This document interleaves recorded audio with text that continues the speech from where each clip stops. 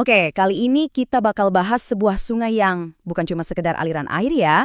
Ini tuh jiwanya peradaban loh. Nadi kehidupan di Pulau Kalimantan. Yuk, kita kenalan lebih jauh sama Sungai Kapuas. Biar kebayang segede apa, kita lihat angkanya dulu deh.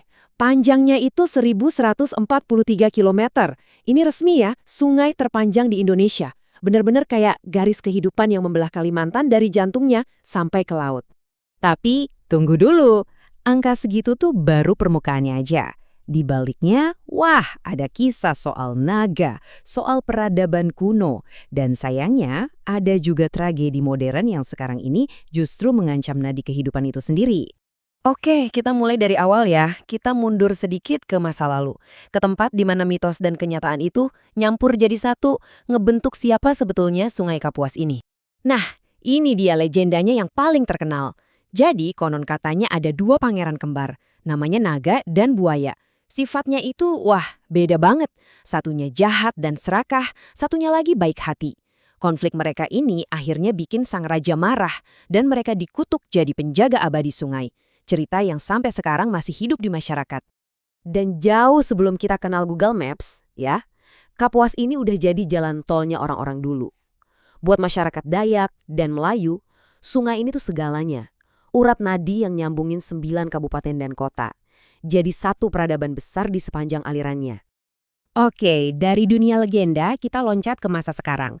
Gimana sih ceritanya sungai ini bisa jadi arteri utama ekonomi Kalimantan Barat? Perannya tuh vital banget, bahkan sampai hari ini. Coba bayangin, Kapuas itu jalur transportasi utama buat ngangkut hasil bumi dari pedalaman. Terus, jadi sumber duit langsung buat ribuan nelayan sama pengemudi perahu. Belum lagi jadi pusat dagang. Yang ikonik banget kan pasar terapungnya itu? Udah ada dari tahun 1920-an loh. Dan kalau kita nyelam ke bawah, kekayaannya lebih luar biasa lagi. Ada lebih dari 700 jenis ikan di sana. Tapi, nah ini dia, di balik angka yang keren ini, ada alarm bahaya. Sebagian besar dari spesies itu sekarang statusnya terancam, bahkan langka dan menuju kepunahan. Justru kelimpahan ini, yang ironisnya ya, membawa kita ke sebuah masalah besar. Sebuah dilema lingkungan klasik yang sekarang terjadi persis di depan mata kita. Nah, buat ngerti masalahnya, kita perlu kenal konsep ini, tragedy of the commons, atau tragedi milik bersama. Gampangnya gini, bayangin ada sumber daya milik semua orang, kayak sungai ini. Kalau semua orang ngambil keuntungan buat diri sendiri aja, tanpa mikirin dampaknya, lama-lama apa yang terjadi? Ya, sumber daya itu hancur dan semua orang rugi. Dan ya, tragedi inilah yang lagi terjadi di Kapuas. Penyebabnya keroyokan. Ada penebangan hutan yang bikin sungai jadi keruh karena sedimen. Ada perkebunan sawit raksasa yang bikin suhu air naik plus ngebuang limbah.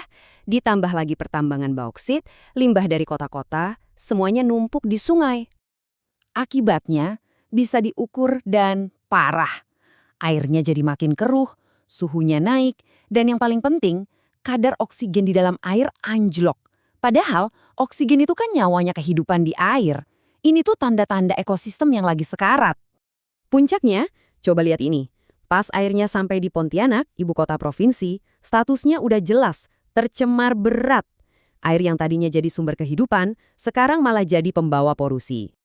Krisis ini tentu aja yang paling kena dampaknya adalah komunitas yang hidupnya bergantung sama sungai. Contohnya, masyarakat adat Dayak Kanayatnan. Buat mereka, kutipan ini bukan sekedar kata-kata indah, ini prinsip hidup. Menjaga alam itu ya sama dengan menjaga kelangsungan hidup mereka sendiri. Dan ini bukan lagi soal ancaman masa depan ya. Ini udah kejadian. Selama 2 dekade terakhir, mereka harus menghadapi banjir tahunan yang makin menjadi-jadi. Banjir yang melumpuhkan hidup mereka, merusak rumah, dan mengancam warisan leluhur yang udah dijaga ratusan tahun. Situasi ini kan bikin kita mikir, terus gimana? Apa semuanya udah terlambat? Masih ada harapan nggak sih buat nyembuhin denyut nadi Kalimantan ini? Nah, jalan keluarnya gimana? Dari mana kita harus mulai ngeberesin masalah serumit ini?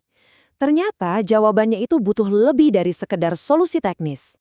Para ahli punya usulan, namanya intervensi ekopolitik. Ini bukan solusi instan ya, tapi perubahan fundamental. Ada 3 langkah kuncinya. Pertama, tata ruang harus diatur ulang. Kedua, komunitas lokal dan adat wajib dilibatkan penuh. Dan ketiga, yang paling penting, orientasi kebijakannya harus digeser. Intinya apa sih? Sederhana sebetulnya. Kembalikan lagi kekuatan ke mereka yang udah turun-temurun hidup dan menjaga sungai. Pastikan setiap aturan yang dibuat itu tujuannya buat masyarakat dan alam, bukan cuma buat keuntungan korporasi sesaat. Dan kalau dipikir-pikir lagi, ya mungkin jawabannya emang udah ada dari dulu. Dari kearifan para penjaga asli sungai ini. Bahwa merawat tradisi itu, ya intinya merawat keseimbangan alam buat kita semua bisa bertahan hidup. Pertanyaannya sekarang, kita mau dengerin nggak? Sebelum semuanya benar-benar terlambat.